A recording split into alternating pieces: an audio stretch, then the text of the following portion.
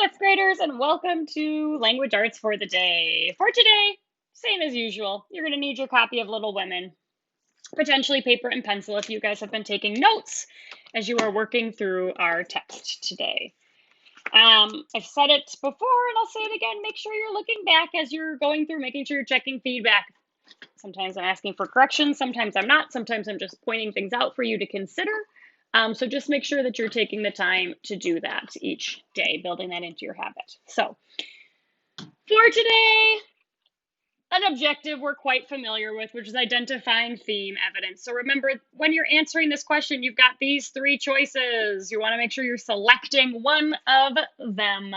Okay, so let's take a look at our questions for today, and then we will get into it, fifth graders.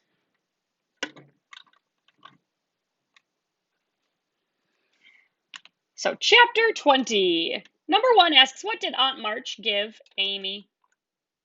Number 2 asks, why does Amy want to wear the ring? 3 asks, who is John? 4, why won't Mr. Brooke propose to Meg immediately? Spoiler alert. 5, what does Mrs. March tell Joe about money? This is an answer where A, first of all, make sure you're restating the question. So Mrs. March tells Joe about money blank. You could potentially provide a quote. You don't have to provide a quote for this answer, but you could. I mean, it's a quotable answer. 6, to which theme does this relate? This relates to the theme blank. You may already have a hunch about which theme this relates to. And then finally, create your own sentence following all vocabulary sentence expectations using the word affable. And remember, I'm defining many words, including this word for you in the instructions. Okay, so 7 questions today. Hopefully feeling relatively straightforward. So with that, we're going to get right into it. Chapter 20. It's titled Confidential. So something that is confidential, we'd say, is something that, I don't want to say secret, but maybe more like only the people who need to know about it do know about it. So it's not something that just everybody knows. You kind of try to keep it to just the people who really need to know about this piece of information. So there's going to be something that is confidential in today's chapter. Okay, so we are on page 196. And again, making sure your eyes are following along as we're reading through. I don't think I have any words in which to tell the meeting of the mother and daughters. Such hours are beautiful to live, but very hard to describe. So I will leave it to the imagination of my readers, merely saying that the house was full of genuine happiness and that Meg's tender hope was realized. For when Beth woke from that long, healing sleep, the first objects on which her eyes fell were the little rose and mother's face. Too weak to wonder at anything, she only smiled and nestled close into the loving arms about her, feeling that the hungry longing was satisfied at last. Then she slept again, and the girls waited upon their mother, for she would not unclasp the thin hand which clung to hers even in sleep. Hannah had dished up an astonishing breakfast for the traveler, finding it impossible to vent her excitement in any other way. And Meg and Joe fed their mother like dutiful young storks, while they listened to her whispered account of father's state, Mr. Brooks' promise to stay and nurse him, and the delays which the storm occasioned on the homeward journey, and the unspeakable comfort Laurie's hopeful face had given her when she arrived, worn out with fatigue, anxiety, and cold. What a strange yet pleasant day that was. So brilliant and gay without, for all the world seemed abroad to welcome the first snow. So quiet and reposeful within, for everyone slept, spent with watching, and a Sabbath stillness reigned through the house, while nodding Hannah mounted guard at the door. With a blissful sense of burdens lifted off, Meg and Joe closed their weary eyes and lay at rest like storm-beaten boats safe at anchor in a quiet harbor. Mrs. March would not leave Beth's side, but rested in the big chair, waking often to look at, touch, and brood over her child, like a miser over some recovered treasure.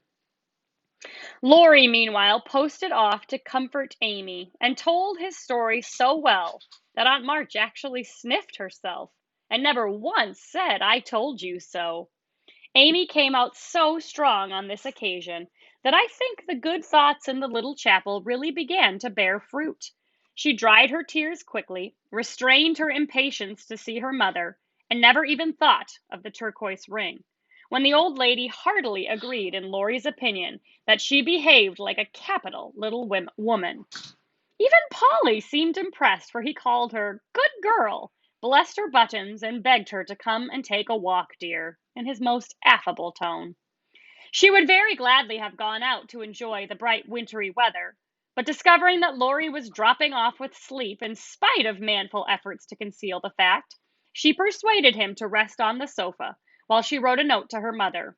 She was a long time about it, and when she returned, he was stretched out with both arms under his head, sound asleep, while Aunt March had pulled down the curtains and sat doing nothing, in an unusual fit of benignity.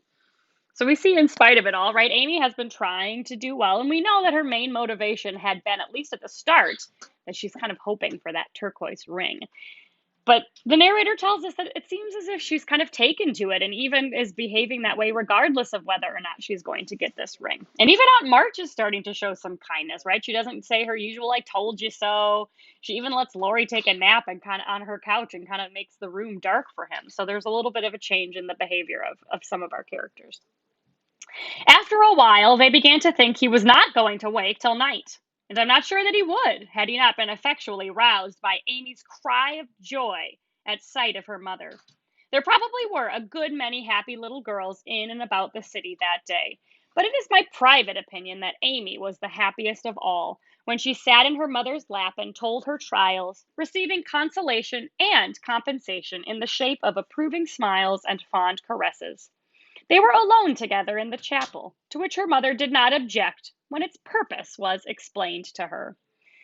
On the contrary, I like it very much, dear, looking from the dusty rosary till the well worn little book and the lovely picture with its garland of evergreen.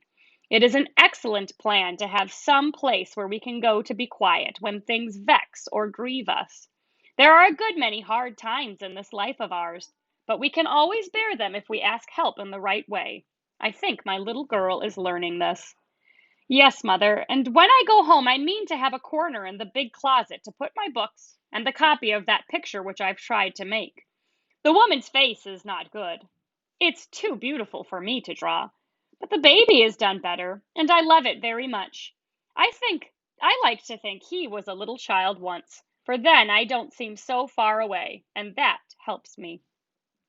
As Amy pointed to the smiling Christ child on his mother's knee, Mrs. March saw something on the lifted hand that made her smile.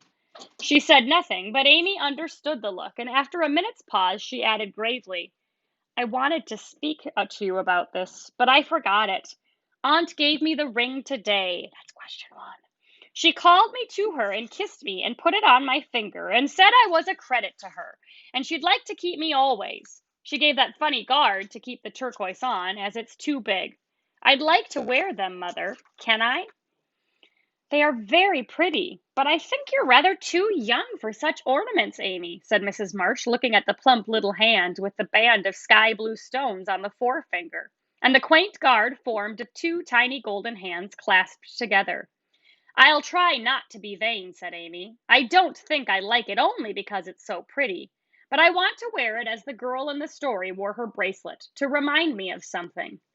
"Do you mean Aunt March?" asked her mother, laughing. So she's saying, are you wanting to wear the ring so that you are reminded of Aunt March? "No, to remind me not to be selfish." Amy looked so earnest and sincere about it that her mother stopped laughing and listened respectfully to the little plan. It's question two.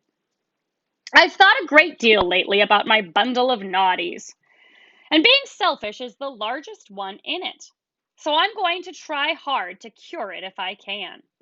Beth isn't selfish, and that's the reason everyone loves her and feels so bad at the thought of losing her. People wouldn't feel half so bad about me if I was sick, and I don't deserve to have them. But I'd like to be loved and missed by a great many friends. So I'm going to try to be like Beth all I can. I'm apt to forget my resolutions, but if I had something always about me to remind me, I guess I should do better. May I try this way?" So she's hoping that with a regular reminder, it will help her to continue to work on this area of hers that is kind of an area of growth for her. Yes, her mother says you can, but I have more faith in the corner of the big closet. Wear your ring, dear, and do your best. I think you will prosper, for the sincere wish to be good is half the battle. Now, I must go back to Beth. Keep up your heart, little daughter, and we will soon have you home again. That evening, while Meg was writing to her father to report the traveler's safe arrival, Jo slipped upstairs into Beth's room, and finding her mother in her usual place, stood a minute, twisting her fingers in her hair with a worried gesture and an undecided look. So now we're going to find out why this chapter is called Confidential. What is it, dearie? Asked Mrs. March, holding out her hand with a face which invited confidence. I want to tell you something, Mother. About Meg? How quickly you guessed. Yes, it's about her, and though it's a little thing, it fidgets me. Beth is asleep. Speak low and tell me all about it. That Moffat hasn't been here, I hope, asked Mrs. March rather sharply. So we've gotten an indication before that Mrs. March doesn't like Ned Moffat, and so she's worried that he's been visiting while she's away. No, I should have shut the door in his face if he had, said Jo, settling herself on the floor at her mother's feet. Last summer, Meg left a pair of gloves over at the Lawrences, and only one was returned. We forgot all about it, till Teddy told me that Mr. Brooke had it. He kept it in his waistcoat coat pocket, and once it fell out, and Teddy joked him about it, and Mr. Brooke owned that he liked Meg, but didn't dare say so. She was so young, and he so poor. Now isn't it a dreadful state of things? So, fifth graders, those of you who have been waiting anxiously, you've been making some inferences. Remember the chapter Secrets. Lori whispers to Jo where the glove is. And some of you inferred Mr. Brooke or Ned Moffat or maybe Lori himself. But Jo has just revealed that Mr. Brooke has had the extra pocket, and Lori teased him, and Mr. Brooke confessed that yes, he does have romantic feelings for Meg. And Jo says, "Isn't this dreadful?" "Do you think Meg cares for him?" asked Mrs. March with an anxious look. "Mercy me, I don't know anything about love and such nonsense," cried Jo, with a funny mixture of interest and contempt. "In novels, the girls show it by starting and blushing, fainting away, growing thin, and acting like fools. Now, Meg does not do anything of the sort.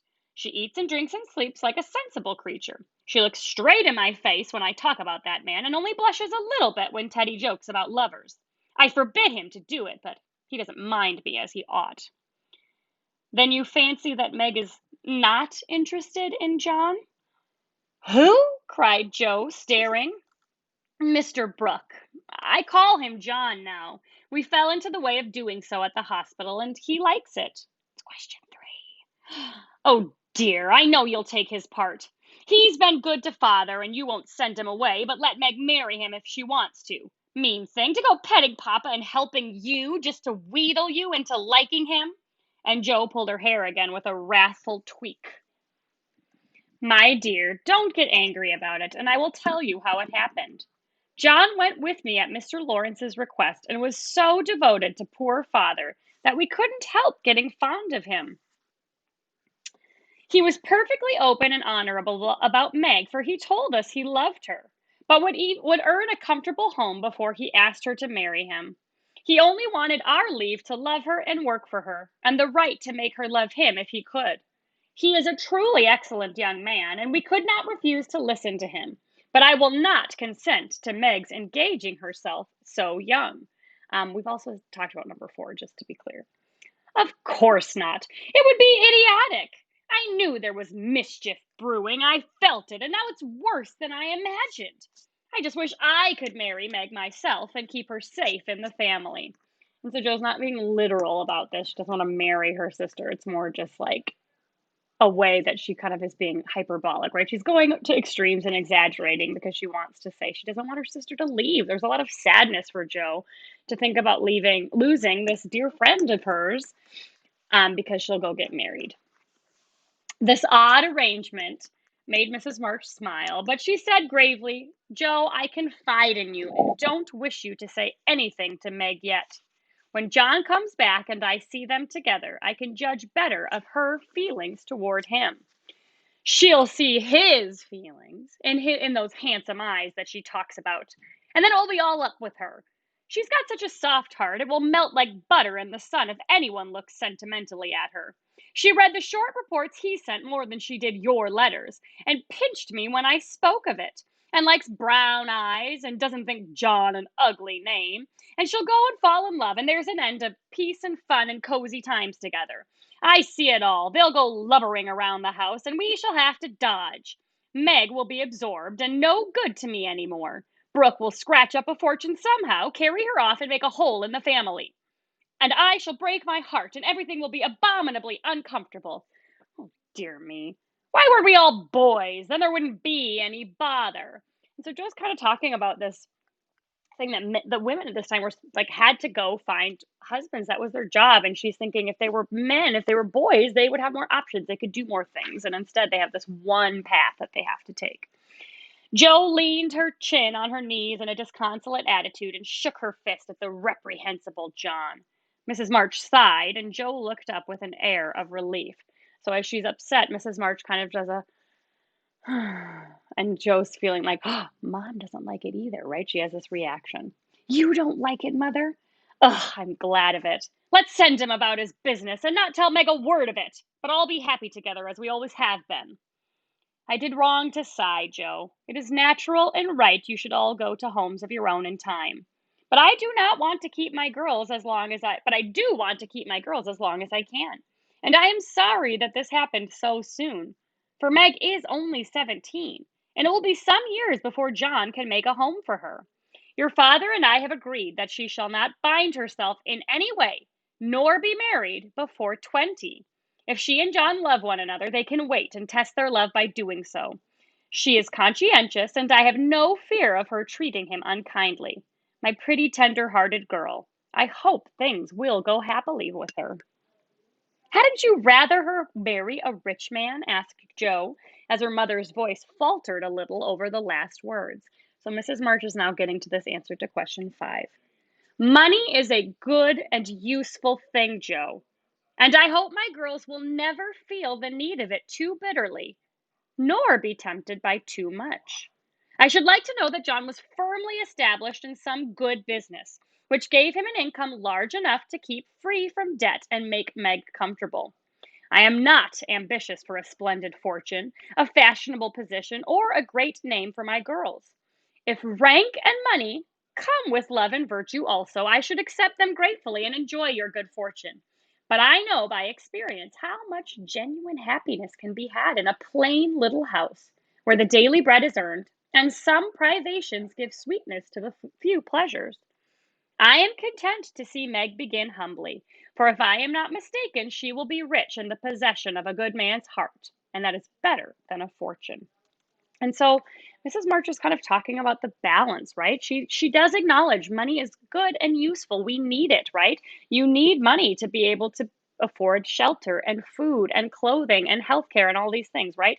So she acknowledges its goodness, but she also sees the risk of having too much of it. And so she's talking about her girls. She doesn't want them to feel impoverished, right? She doesn't want them to feel so poor that they are struggling on a daily basis, but she also doesn't want them to be falling into the trappings of excessive wealth. And she talks also about marriage, this idea of the finding a virtuous, loving spouse is far more important than finding a wealthy one. If they happen to go together, great, but to her, the virtue and the love is far more important. Okay. And so, which theme is this going to relate to? Okay. I think she's talking really directly about one theme in particular. Okay, so those are your questions. Make sure you're restating the question in your short answer. I understand, Mother, and quite agree, but I'm disappointed about Meg, for I'd planned to have her marry Teddy by and by and sit in the lap of luxury all her days. Wouldn't it be nice? Asked Joe, looking up with a brighter face. He is younger than she, you know, began Mrs. March, but Joe broke in. Only a little. He's old for his age, and tall, and can be quite grown up in his manners if he likes. Then he's rich and generous and good and loves us all. And I say it's a pity my plan is spoiled. I'm afraid Lori is hardly grown up enough for Meg, and altogether too much of a weathercock just now for anyone to depend on. Don't make plans, Joe, but let time and their own hearts mate your friends. We can't meddle safely in such matters, and had better not get romantic rubbish, as you call it, into our heads, lest it spoil our friendship. Well, I won't. But I hate to see things going all crisscross and getting snarled up, when a pull here and a snip there would straighten it out. I wish wearing flat irons on our heads would keep us from growing up. But buds will be roses and kittens cats. More's the pity. What's that about flat irons and cats? Asked Meg as she crept into the room with the finished letter in her hand. Only one of my stupid speeches. I'm going to bed. Come, Peggy, which is another thing that she calls Meg, said Jo, unfolding herself like an animated puzzle. Quite right and beautifully written. Please add that I send my love to John, said Mrs. March as she glanced over the letter and gave it back. Do you call him John? Asked Meg, smiling, with her innocent eyes looking down into her mother's. Yes, he has been like a son to us, and we are very fond of him, replied Mrs. March, returning the look with a keen one. I'm glad of that. He is so lonely. Good night, mother dear. It is so inexpressibly comfortable to have you here, was Meg's answer. The kiss her mother gave her was a very tender one, and as she went away, Mrs. March said, with a mixture of satisfaction and regret, she does not love John yet, but she will soon learn to. So, as I mentioned already, fifth graders, and I think I might actually add an answer to this, or a question to this at the very end, so maybe question 8. We see the answer to this inference that we made earlier, right? We see that it is Mr. Brooke who has these romantic feelings, wants to be engaged to and marry her, but feels as if he hasn't quite set up his life and provide enough security yet. And we hear this and think, that seems pretty quick, but at this time it was really not that uncommon, right? You sort of identify the person who you want to marry, and things move pretty quickly at this point in time. So that's not too out of the ordinary. But there are a lot of hints along the way. Some of you pointed out that when there's the part where it tells us that every time the doorbell rang and Mr. Brooke came over, Jo was really rude to him. So there's that indication. There's also this comment of her then saying she was glad that Meg wouldn't marry a poor man, which again is an indication that Jo's worried about Mr. Brooke, right? Because Mr. Brooke doesn't have as much money. Ned Moffat does have quite a bit of money, as does Lori. So there was this indication. But also, I'm going to have you turn to page 130 and take a look at this is their beginning of rigmarole, which Mr. Brooke began at this point. And actually, in this chapter, there's a lot of hints that Mr. Brooke has some romantic feelings for Meg. But on this, he starts the story, and I want you to see how this connects maybe to what we know now. So this is about a third of the way down. Once upon a time, a knight went out into the world to seek his fortune, for he had nothing but his sword and his shield. He traveled a long while, nearly 28 years, and had a hard time of it, till he came to the palace of a good old king, who had offered a reward to anyone who would tame and train a fine but unbroken colt, of which he was very fond. So, something that's helpful to know, he says, a knight of 28 years, and that's how old Mr. Brooke is. He's 28, so he is the knight, and he's been hired by a good old king, it's Mr. Lawrence, to train a fine but unbroken colt. So this is him talking about Lori. So his story is really describing his own situation. The knight agreed to try and got on slowly but surely, for the colt was a gallant fellow and soon learned to love his new master, though he was freakish and wild. Every day when he gave his lessons to this pet of the king's, the knight rode him through the city, and as he rode, he looked everywhere for a certain beautiful face, which he had seen many times in his dreams, but never found. One day, as he went prancing down a quiet street, he saw at the window of a ruinous castle the lovely face. He was delighted, inquired who lived in this old castle, and was told that several captive princesses, the March girls, were kept there by a spell and spun all day to lay up money to buy their liberty. The knight wished intensely that he could free them, but he was poor and could only go by each day, watching for the sweet face and longing to see it out in the sunshine. So even Mr. Brooke is giving us a hint, right? We didn't know it was foreshadowing at the time, but now looking back, you can see that this was a hint from him, foreshadowing about his feelings for Meg. So we should have a pretty good idea of how we're going to answer the questions for today's homework. Remember, I'm going to add one at the end just based on what I just talked about. And good luck. I'm looking forward to seeing what your thoughts are, fifth graders.